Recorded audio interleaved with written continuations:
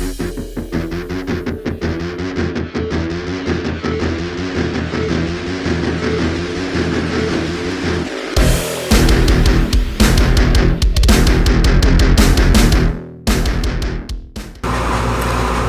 back, everyone. This is Dave from Corn Productions with my co-host Stacie, and you can see Lily, her dog. Lily's here. We're here to talk about From Season 1, Episode 1. We're doing the pilot episode. Basically, what we're doing here today is we're just doing a rewatch. We're going to watch it live, and we're going to react to it. It's a commentary video, basically. Yeah, so we want you to watch with us. Mm-hmm. And this is without any notes. This is just... Yep. Off the top of our heads, we're going to talk about what we see. No notes, no script, completely off the cuff. So, I'm usually a disaster live, so we're going to watch the episode on mute because we can't put the sound in the video. So here's what I want you at home to do. I want you to pause us, go make yourself a cup of tea. We have ours. I've got my Corman Productions mug here, which is available on Zazzle. I have a Seattle mug that I actually bought when I went to go see my mom in Seattle. You can't buy that off the Zazzle store, but you can go to Seattle. It's a nice mug. Or if you'd prefer, get some of Tom's Potato Vodka.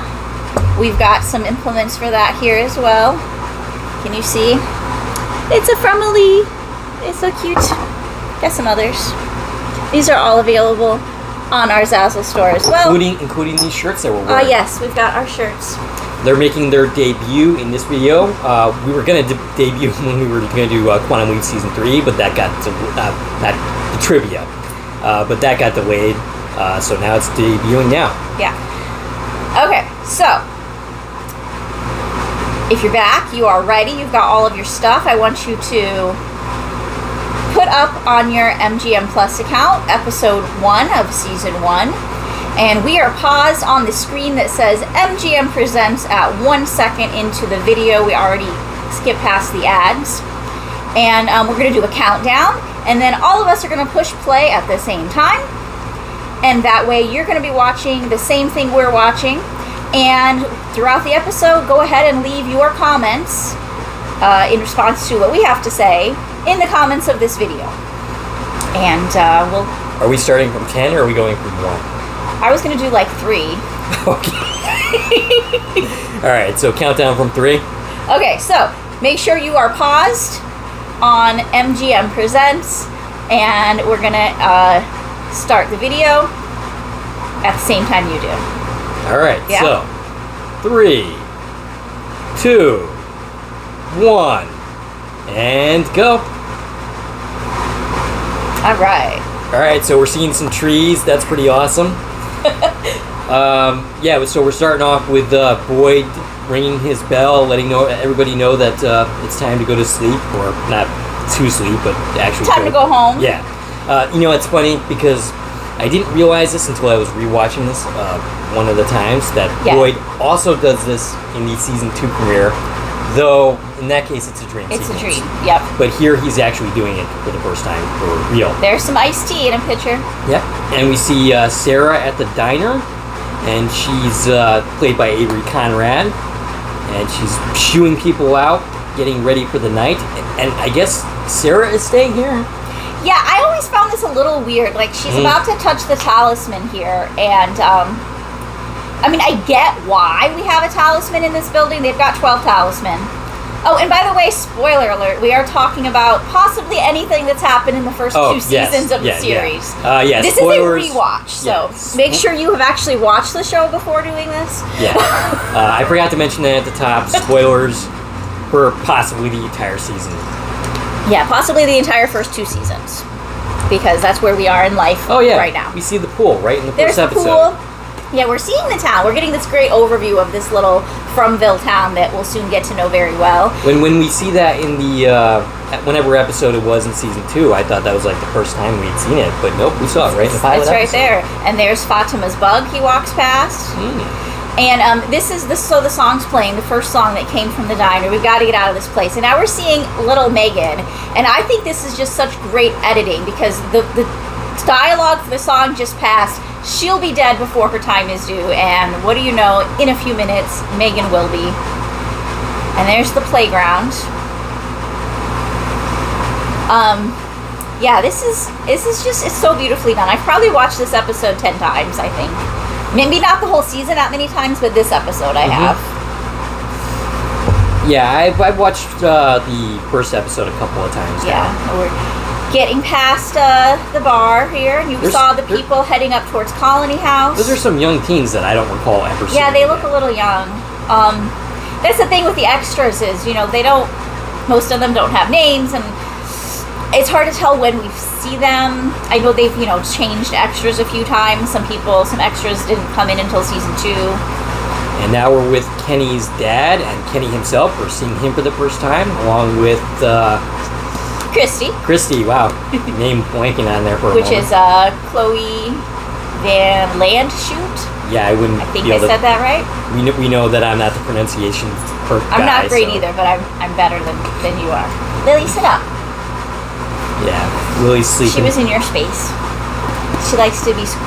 And I'm going to take a sip of tea in honor of Mrs. Lou. Mrs. Lou's not there. She is not in the scene yet. So this building here, actually, if anybody didn't know, the school, in season 1, this is actually a real building that they shot at. This wasn't one of the buildings they built on the From set. So this was actually some ways away that they were commuting to. And then for season 2, they decided that was kind of impractical, and they built a duplicate of this building. I was going to say, does this building look a little smaller to you? They built a duplicate of this building in Fromville, like on the same street where all of the other facades are for the buildings. Yeah. So what we're seeing here in season 1 is actually in a different location. And like you can see here, like look at where all this overgrowth is. Like that's the scene where in season 2 we will see, the scene with Smiley happening. And you can clearly see here it's not the same unless they did some serious gardening during those couple of weeks. After some Christy and Kenny flirting, she goes to wherever she lives and then plays with the talisman. Well, she sleeps there, I'm pretty sure. Okay. Well, right? It looked like she went somewhere else, or did she just go back into the building? I'm pretty sure she's just... Well, yeah, because we've seen her bedroom, like when Mariel gets there. Yeah. So we see Boyd looking at Colony House, and what we know in Rewatch is he's actually looking at Ellis and Fatima going in the house. When you first see the scene, you're just like, oh yeah, there's some people. Right. But he's keeping tabs on his son, who at this point he doesn't really have any relationship with. Nice little acting from Harold Purnell there, like longing for his son. And 96 nights without incident. Unfortunately, that's about to change. And I don't think we go more than 1 or 2 nights without incident the rest of the show. The rest of the series. And we see the inciting incident. Frank is with Tom. Frank with our buddy Tom. Reed Price. Tom is... not Tom. Frank is already on the ground. Frank is not doing so well. And, Tom is trying to get him up to get him to go home. Yeah, but he didn't try too hard. No. And we did talk to Reed about that. Yeah, Reed says that he doesn't think Tom takes any responsibility for what happens with Frank here. But he feels at the same time that him as Reed Price would take responsibility. So that's an interesting perspective. And here's the family waiting for Frank to return. Megan and Lauren. Yep. It's getting dark. Megan, played by the young Bella Martin. Who I believe you were talking to her mother at one point. Yes. Possibly trying to get her to interview. And Frank is disappointing the family for the last time. We have this really nice overhead shot here that I don't remember. I think this is the same shot they used during the opening. Yeah. Like seeing the trees. Okay. Like when the theme song plays. We see Megan praying. Now, there's a lot of people who criticize the mother for not stopping she Megan from opening the window. Freezes. And she could have very easily have just grabbed her. Or at least tried. Right. But, I mean, it wouldn't give us the introduction to these monsters that we needed. Right. At the same time, if the child is this much of a liability that she's going to open the window, why not have her sleep with the mother? Well, why let her stay my around? whole thing is, I don't know how long they've been here, but a while, right? They don't seem to be brand new to the town. Reed was postulating that Tom and Frank spent a lot of nights, hanging out together. So, why this night? the Right. monsters choose to attack. Like, they could have done this any night, right? Well, and there she is, our first look at a monster. Grandma. We got Grandma Monster here. I don't think we'll see her again until like season 2, pretty much. Yeah, I think the next time we see her is in season 2. And I don't think she has any lines in season 2, or does she? She might at the bus. I don't remember. I know she's at the bus when Randall's spending the night there, but... Well, Megan just opened the window and she is now very dead. And then a very quick blink and you miss it shot of Granny's transforming with the teeth and all that. And credits. Que And sera, credits. sera. I will refrain from singing because that would I- also potentially get us in trouble. Yeah, and I don't think I could do it justice. I love this intro. I know some people say they skip the intro. Now, you had mentioned to me off air about Under the Dome, which we're going to cover. Yeah. We've decided we're going to talk about that you recognize Jack Bender's artwork, and we're seeing some of it right Right. now. Pretty much. For example, that shot that we just saw of the boy in white, which is only, I think, used in the intro. I don't think we've seen it in the show. It's obviously presented as it's meant to be one of Victor's drawings, like it's a Pran drawing. Yeah. But I've seen some of some of Jack Bender's art that he's posted, before From Even was a thing, and he has one picture in particular that looks exactly. It looks like the same boy. He's not wearing white, but it's the same boy. So it's definitely his art style that's pulling through it. I don't know if he personally drew all of these, but he definitely designed had them. input into Yeah. it. I mean, I'm sure he did some of them. I know for a fact he did the mural that Ellis's mural that's behind where Julie's bed is in Colony House. Okay. And he actually posted a picture of that it's in his art book that just came out. I think just this year he released an art book, and that picture's in it. All right. That's interesting. And looks like we're getting to the end of the credits. And there's lots of potential clues here that we haven't unpacked yet, right? There's still more unknown about what's going on here than known after 2 seasons. Which I love that. I love that it's not just in your face. Not everybody feels the same. A lot of people. I mean, There's I'm some ready people- for some answers, but I love that they're not just, here's everything all at once. Right. I'm more in your camp than there's obviously as you guys Alright, know. so we're getting our one and only view of not in From. Unless you count the season finale. Yeah, which we're still not sure. Right. Still not 100% on that. So we've got the RV, and it's going through, it looks like some farmland, but we're definitely not in From yet. We did see some other cars on the highway. It definitely seems kind of city-ish. Like they're coming from a city. Yeah. And we have those finger puppets. Yeah, that Norman, and I don't think. think the other one has a name. Wow. I mean, I guess Ethan has grown. Yeah. He definitely looks different in the first episode than he does now. You have to suspend your disbelief when you're dealing with a child in a television production because, he grows a couple years worth in 2 weeks. And, you had talked at one point about never seeing a cell phone, but sitting next to Ethan... Yeah, they definitely in this scene do use their phones. There's a tablet. But I don't think anyone from the bus in season 2 ever brought out their phone except for Tethered in that morning. Right. But while they were there with the bus, I don't think they ever did. So Julie's being a really, kind of butthead big sister to Ethan and telling him that Norman died, his imaginary puppet friend there. She looks younger, too. Well, they are. They're all 2 years younger. Right. Maybe even longer than that. There was a long break between production of season 1 and when it aired. So, yeah. And here's Julie playing with her ugly yellow cell phone. All right, so we've got, we're introducing to the Matthews family here, obviously, 4 great actors. Ian Bailey leading with Jim. Yep. He's from several things, but notably in our discussions, we've talked about him playing Pinocchio in Once Upon a Time. And Catalina Sedina Moreno, I'm pretty sure I got that wrong. Catalina, I apologize. I know her from The Affair, Mm-hmm. That's what I recognized her most from. I know she's been in a bunch of stuff, though. She's up for an award for this performance. Not the Emmys, the other award award show, yeah. That it's on my channel somewhere. I forgot what it actually is. It's the Hollywood. And the mom Tabitha is played by, we just covered that. Yeah, yes, you did.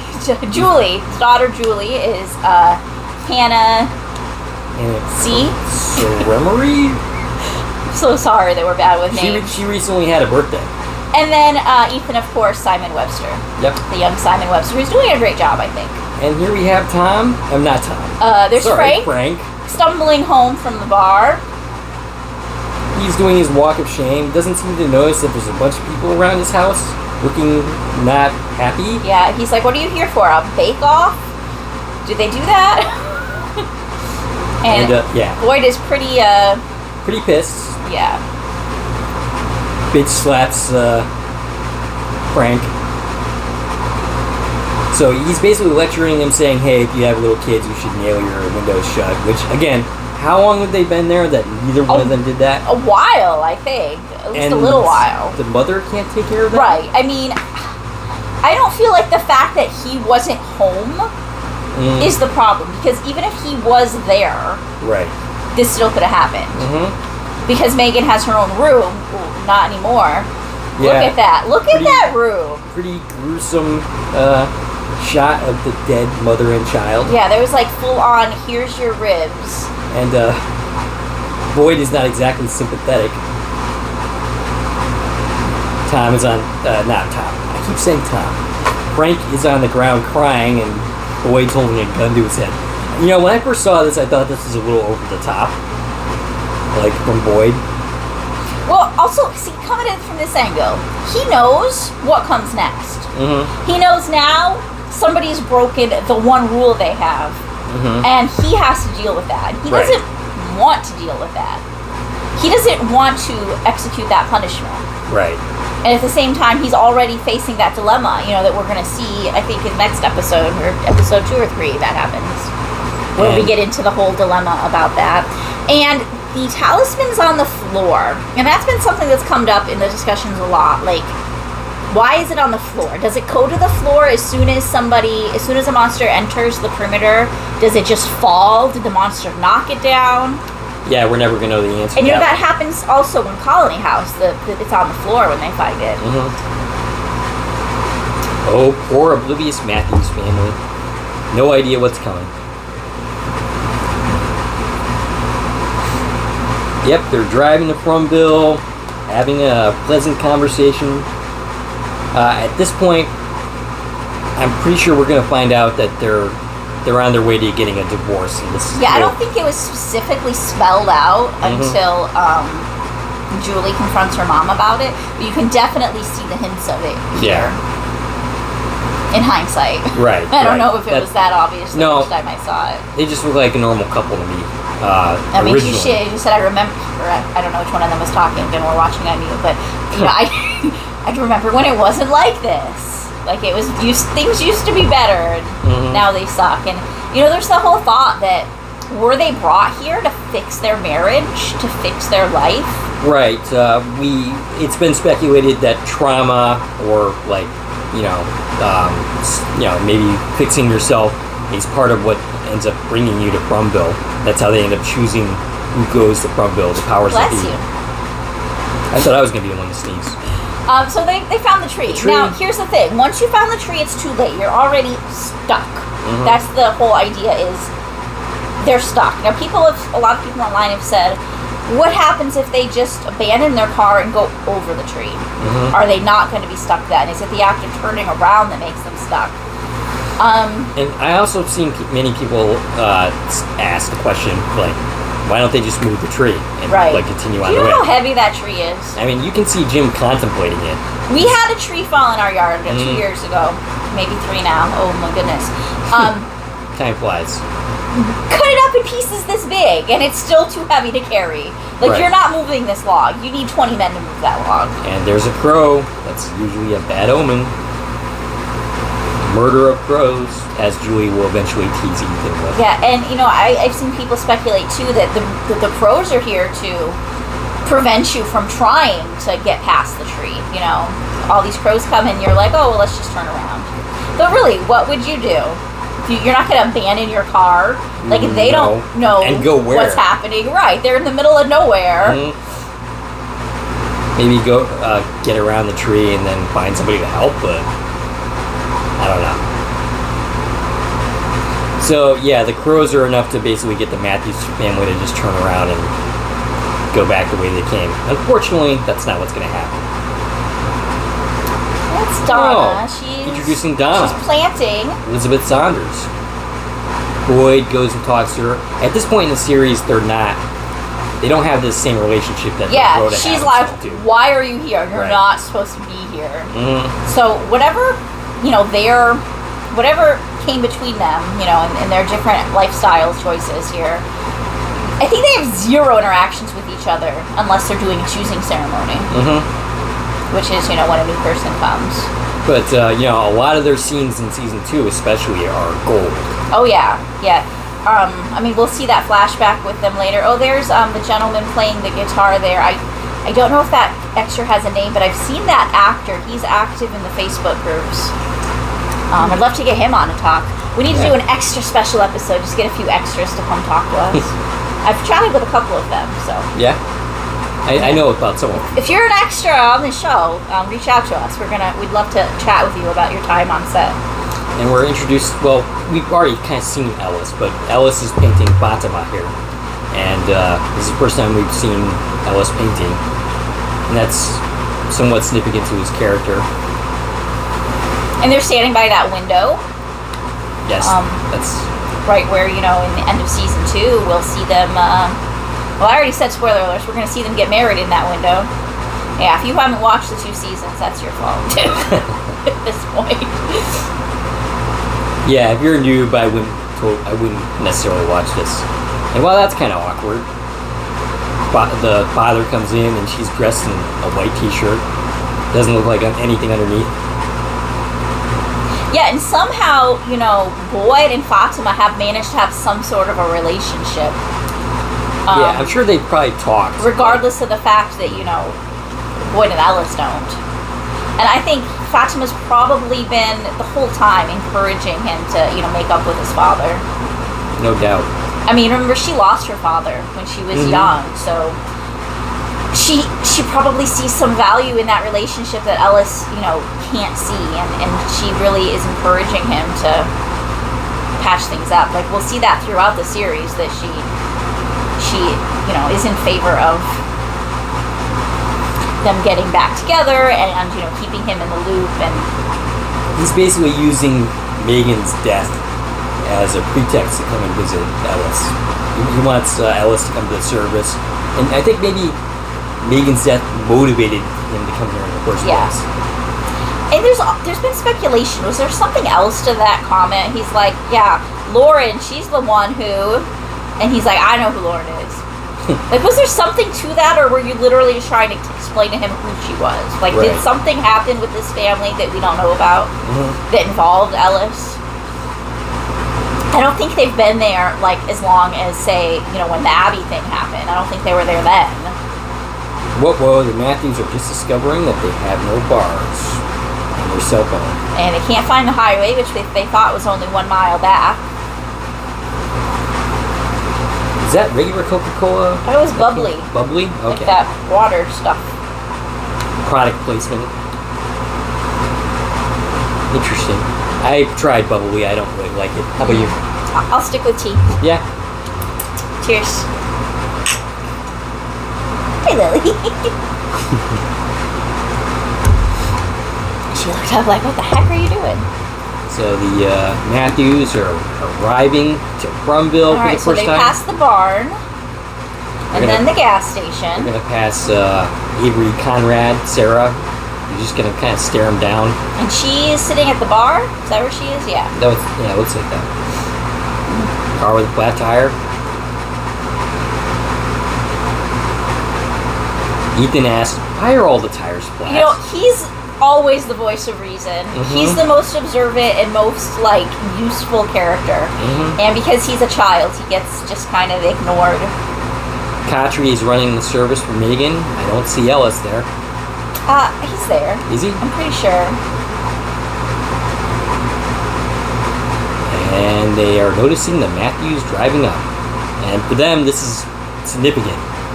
More people are coming into town. And right. Usually when people come to the town, people die. At least that's what we observed during watching the series.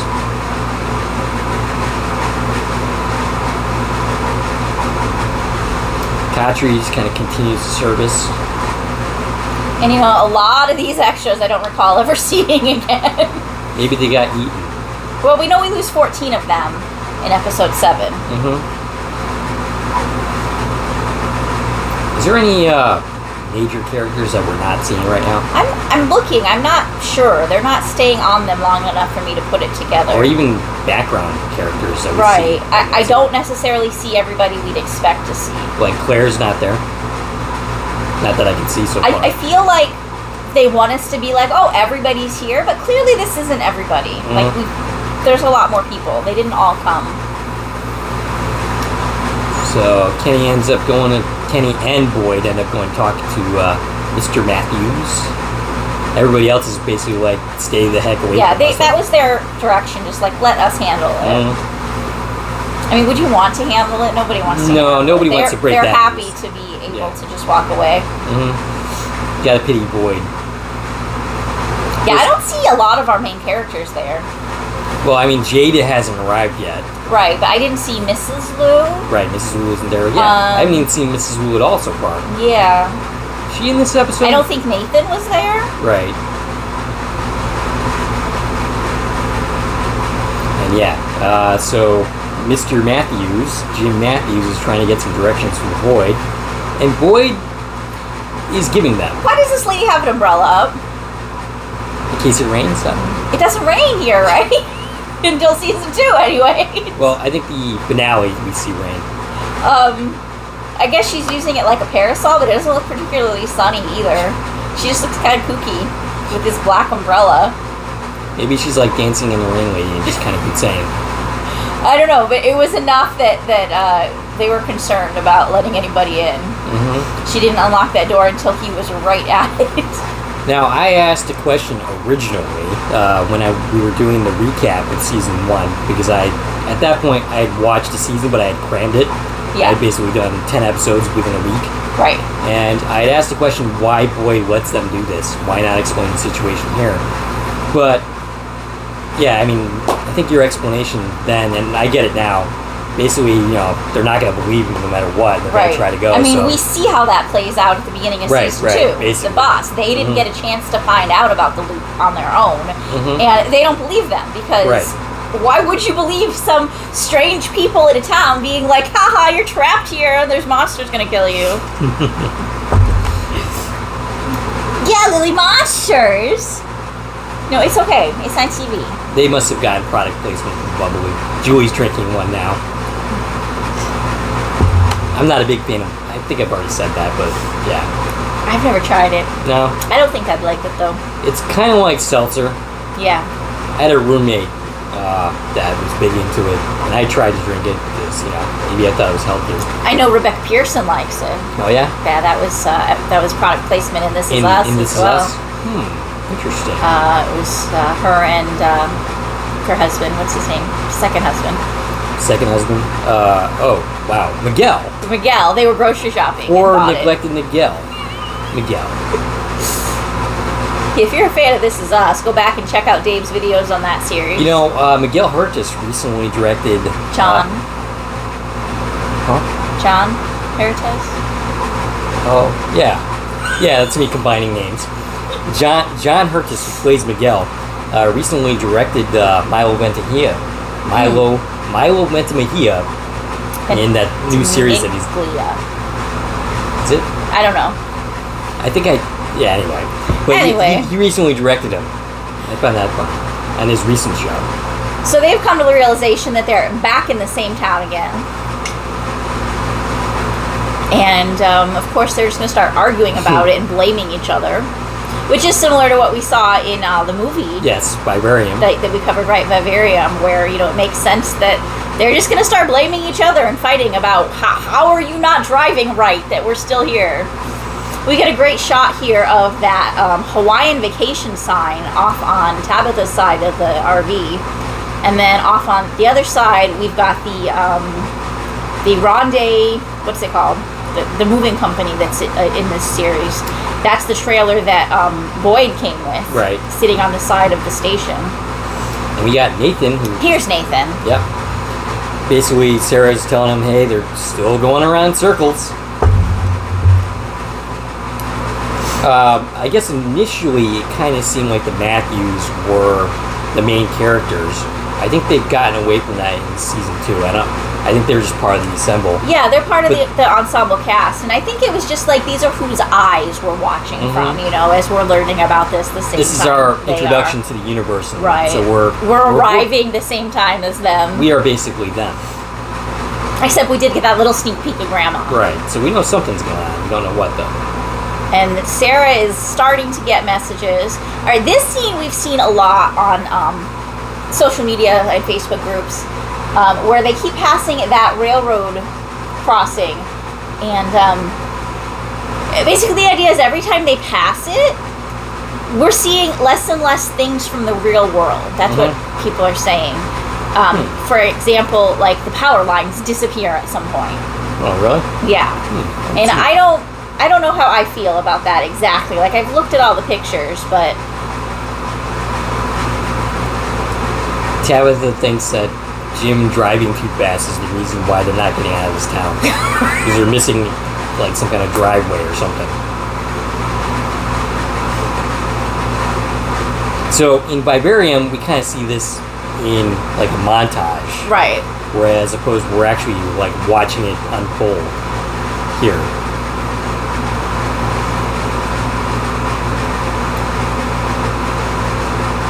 And now they're arguing and mad at each other.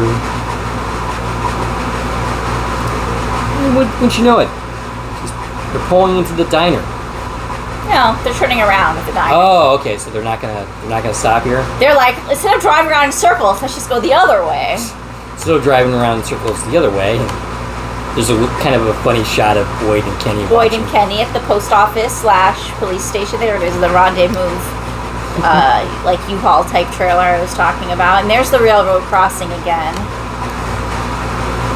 So this is the shot where we see less things.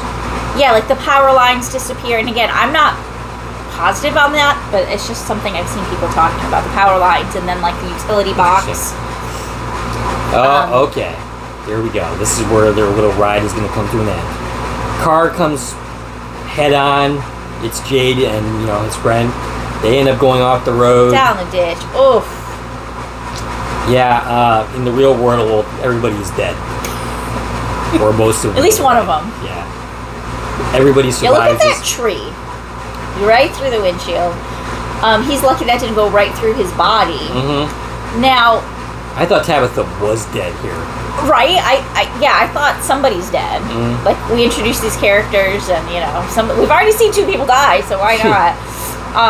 But then you don't find out, there's less death than you'd expect in this series. Yeah, I thought they were going to be pretty liberal with killing off their characters. Yeah. But, other than Father Khatri, they've been pretty shy about actually killing off their characters. I mean, we kill off named characters, but most of the time it's background characters that die. Right.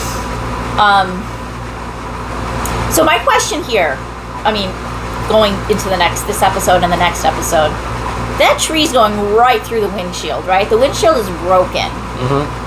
How does that not void the protection of the talisman? That's a good question. Like, isn't that the same as opening a window? If you got a big hole in the window? Do they board it up? They put like a blanket over it? That's a good question. I'm not sure. Alright, so here is Toby. We're not going to get to know him very much. No.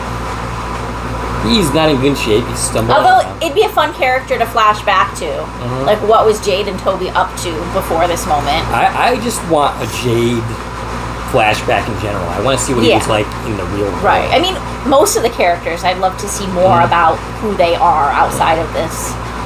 Alright, so they put the strips down to stop the RV.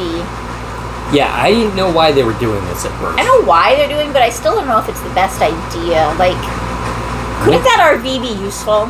Right. Or wouldn't, like... To keep as, you know, a usable vehicle? They're getting approached by Jade's friend, and he's in pretty bad shape. This is their first time learning there is another vehicle. And they forget about the spike strip. Which comes back to bite them in the butt.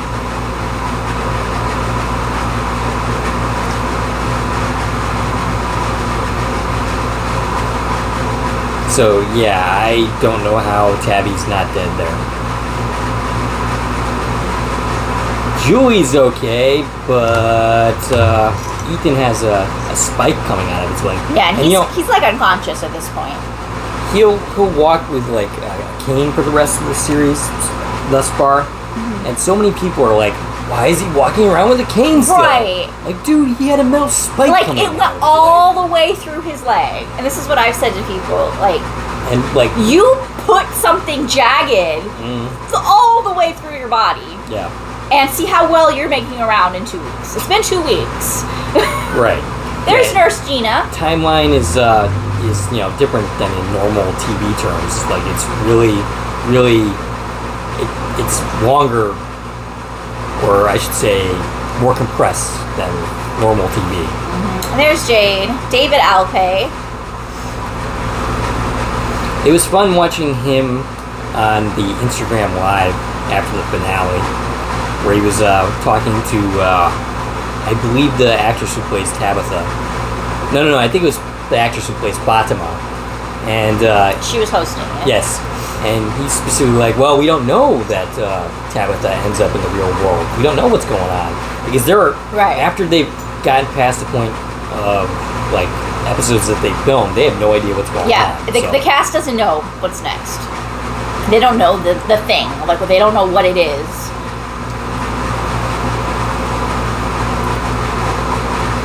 But yeah, it seemed like some of the other actors hadn't even thought of that. Like, oh wow. Fatima didn't. She was like, no, don't say that. Yeah. Like she wasn't happy with that idea. Pega. Yeah. Again, another person whose last name I don't have. I'm sorry. I got their first names though. I think, and most of their full names at this point. I'm horrible with actors' names. Boyd's going down to see the RV. Yeah, and they didn't want anything to do with the Boyd before, but I'm sure they're happy to see him now. Right. So, yeah, if you... Going back to a point you asked earlier, like, if the window is broken and you just put a blanket over that, is that enough? Should it be? But maybe because the log's filling the hole so much? Maybe. I don't know. Might be kind of hard to get through there. Yeah, but is it enough that they'd be able to break through it? Right. Like, they're strong. Like, they physically could break through it if there wasn't a talisman. So is it enough that the talisman keeps them from trying? I guess so, because they live. Right.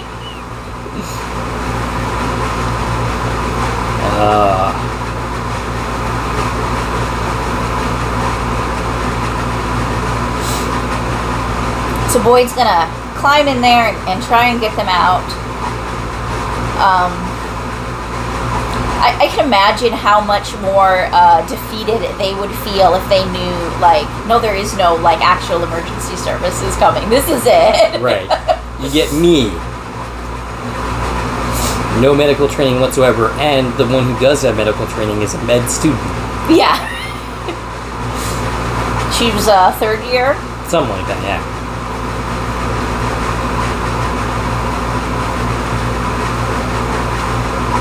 Well, so far it seems like Julie is coming out the best here. She's just got her hair mussed up a little bit. Yeah, she's just freaked out, but she's not hurt. Tabitha and Ethan are out, and Jim is... I don't think he's necessarily hurt, but he's pinned in place. He can't move. And he's no doubt in shock. Being in a car accident of any kind is not fun. Okay, so here we have Ellis. He's putting flowers on Megan and Lauren's graves. And is that another symbol that maybe there was some significance between these characters? I don't know. I think maybe... Where is his mother buried here? No, remember, she's buried way out in the woods somewhere. Right. No, those were definitely the fresh graves he was visiting. So Ellis is being informed about the RV at this point. And they're trying to recruit him to come help. Ellis definitely looks thinner here. Oh, yeah? I think so. Do you see it? I don't know. It's in his face. So they're in that blue truck, which we'll get a close-up of it in a minute here when they get out of the truck. And it was upon a rewatch that I noticed. We actually can see the license plate on the truck. It's from 1950-something. I want to say 53. Which is odd. That means that truck hasn't been registered in a very long time. Right. Yet that's the one that's still running that they're using. And I think you can see it right here. Yeah, right there you can see it. 58. Oh, okay. 58. Yeah, I see it. And it's from Wisconsin. That's where the truck's from. Obviously, we know everything in this town's from all over the place, so I don't think that's necessarily like a clue to anything other than the fact that it's really old. Like, long before Victor old. So, Jade is being introduced to Christy, and he's smiling, probably in shock. Oh, he's very high, remember? Oh, that's right, I forgot. He's always high. He's very high right now. He wasn't driving, so... Yeah.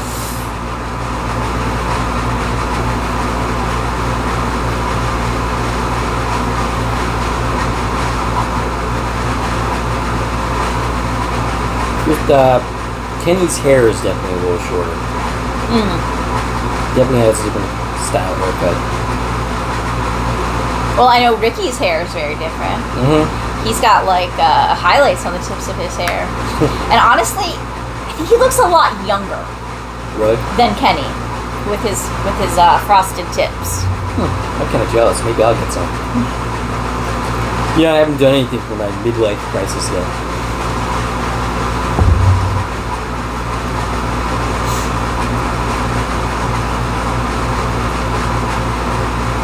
This is where we learned that Sarah and Nathan are from Boston. And, Ellis is trying to piece together where are these people from. So, why is she spending so much time with Jade? I think it's just the first one she came across. Oh, okay, because it seems like there's a much more her person in the RV than a couple of them, actually. Yeah, they handcuff Jade so that he can't wander away. They've got control over him. And now she's headed to the RV.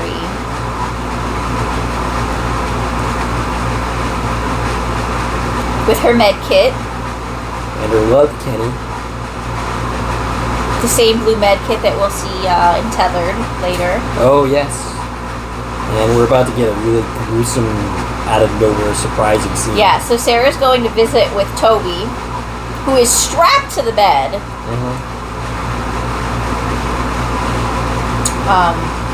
Well, we know they strap people to the beds in Colony House, but apparently they do that here too. Just in case. I never actually noticed that. No, I didn't notice that either. Just in case he decides to get up and walk away. So she gives him water, and in a little bit she's going to stab him through the neck. Yes, that's correct.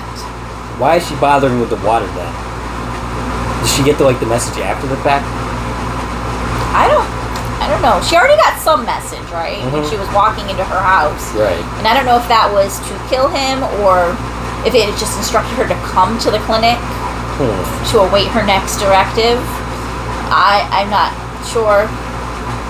Okay, so that doesn't happen yet. It doesn't happen yet. Yeah, we go back and forth a few times. Okay, so Tabitha's fine. Tabitha's fine. She's out. She's just in shock. Got a little banged up on her head. She's okay. I think that, once again, if this were the real world, she'd be dead. Or at least more injured than this. Okay. So she's not completely fine, because she's just collapsed. Yeah, her head's bleeding. She needs some water. Sit down, take a break. She's, of course, concerned about her son.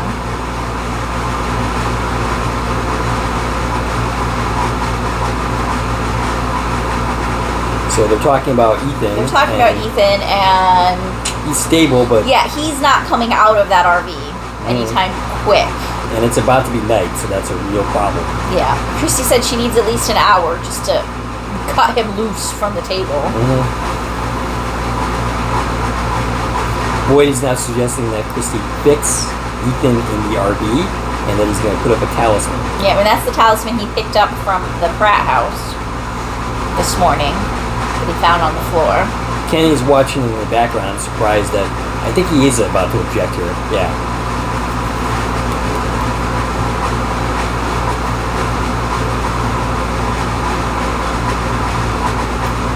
Simon Webster looked so peaceful, sleeping with a rod sticking to his leg.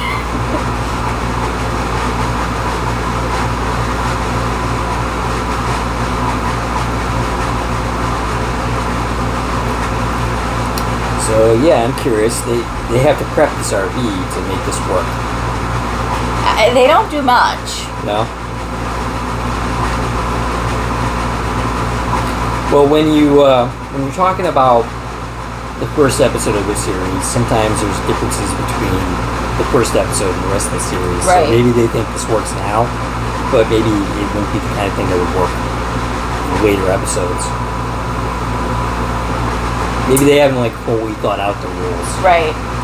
And the characters had no idea if this was going to work at all. Right. They're just really hoping. Otherwise, they're all dead. Right. And maybe if it wasn't a child, they might not have. They just tried it. They would have just left him for dead. I mean, maybe. I mean, Jim, when he was underneath the house, was basically like, leave me here. Hopefully the monsters won't notice me, and then he'd come back in the morning.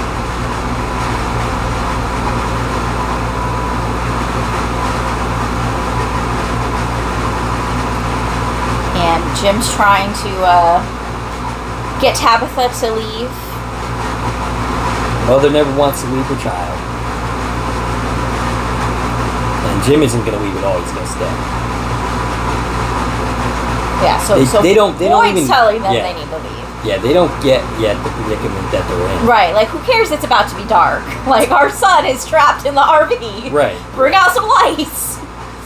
Where's the ambulance? What's taking so long for help to arrive? Shouldn't there be fire trucks and EMTs and everything here? Alright, so now we're back to Sarah at the clinic. And she doesn't want to do this. You can tell. Right. She's contemplating what is asked of her.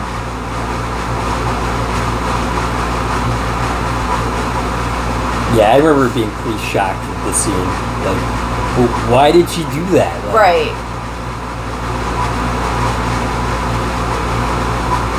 So he's remembering the accident. I shouldn't have been what? Doing drugs? He's getting upset. She's comforting him. And she gives him a little kiss. She kisses him. Aw, so adorable. And she says it's not his fault. Well, she's about to say that, right?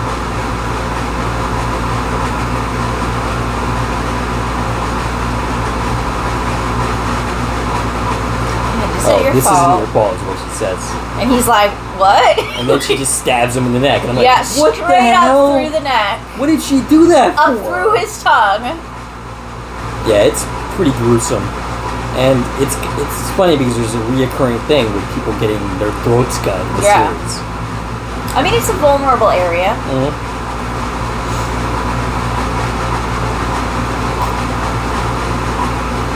So Ellis doesn't think this whole RV thing He doesn't think this is a good idea. Yeah. Basically describes it as suicide. Yeah, even though he doesn't have a relationship with his dad, he's not really comfortable leaving him out here. Even if you have issues with someone, it doesn't mean you don't care about them. You want to see them get mauled by monsters. And Tabitha and Jim are talking it out. And she mistakenly says Thomas is in the RV. The first we're hearing about Thomas, I think. Well, yeah, probably. Other than some vague hint, probably back when they were driving around. And she can't believe she made that mistake. I mean, she's in shock. Yes.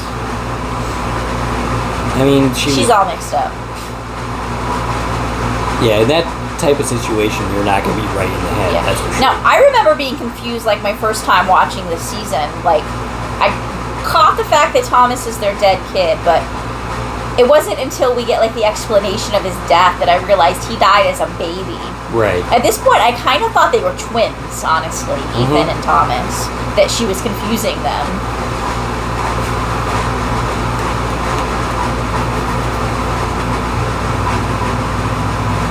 And we gotta go. It's getting dark. We're on the wire here. It would have been really funny if Boyd was the one saying, we gotta go.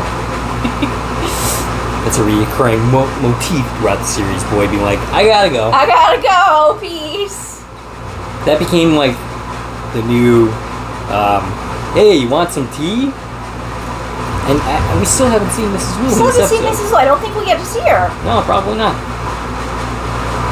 Maybe the first time we see her is after... after her husband dies? After her husband dies? Yeah.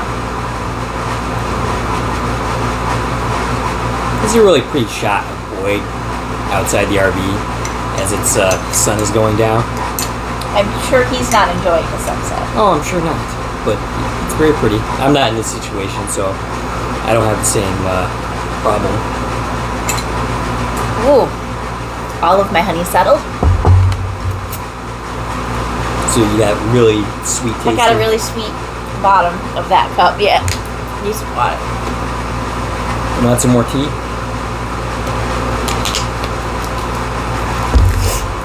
Alright, so they're grabbing blankets and things to cover the windows. Basically a mattress and yeah.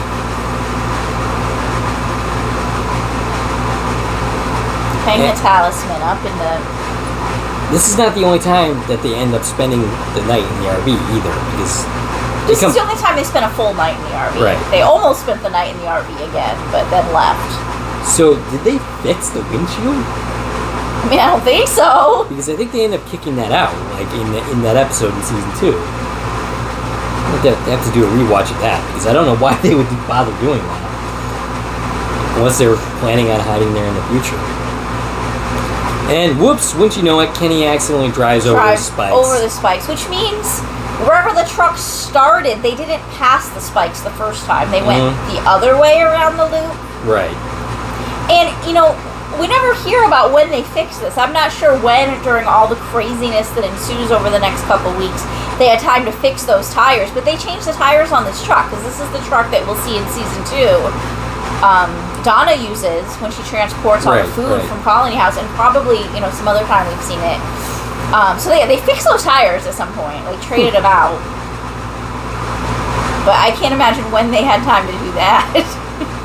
So Jim is still pretty much clueless. He's asking... Well, of course he is, because they haven't told him anything. Like, I think they're at the point they should start telling him stuff. Right.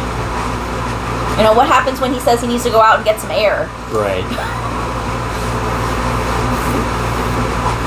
I mean, there's been a history in the show of people not saying... our first seizure. Oh, yes. Of characters not telling people things that they should be telling people. That's a frequent complaint in this series.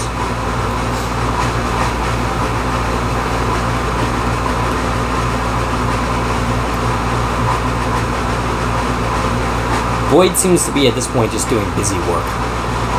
I don't think he knows how to help. He's just like, please let this work.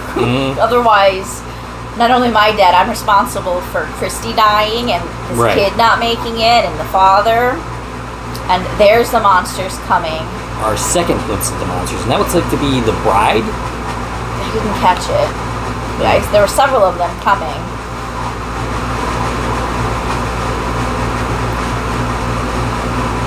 There's the milkman. The young librarian. I wonder if we're going to see Jasmine. I don't think we see her until we meet her. I could be wrong. She's a real... Yeah, that's the bride. A real heart ripper-outer.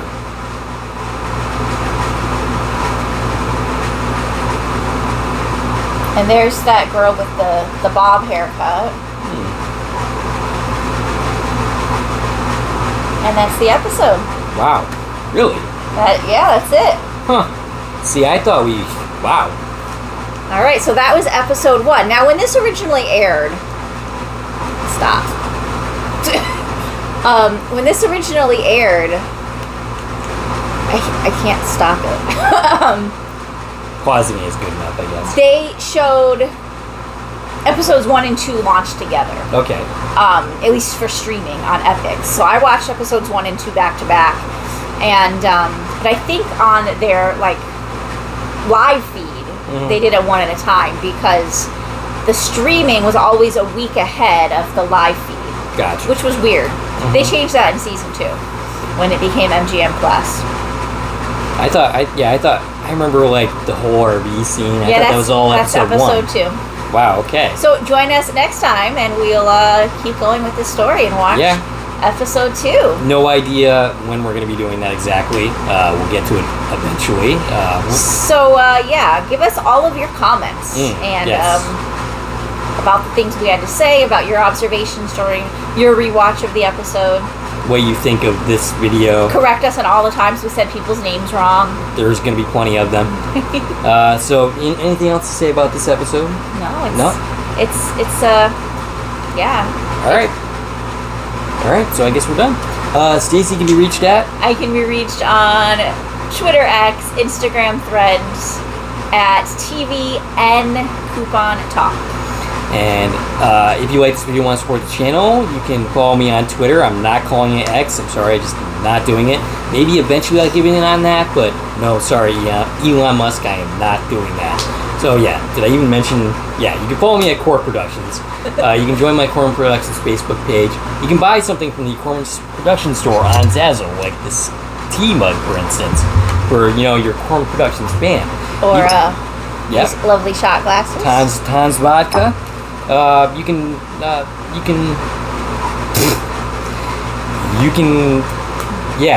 what's the other thing I do? Buy me a coffee. Oh yeah, you can buy me a coffee. And of course you can like, share, and comment on this video, as well as subscribing to our channel. This is Dave and Stacie from Corn Productions, signing off. Bye.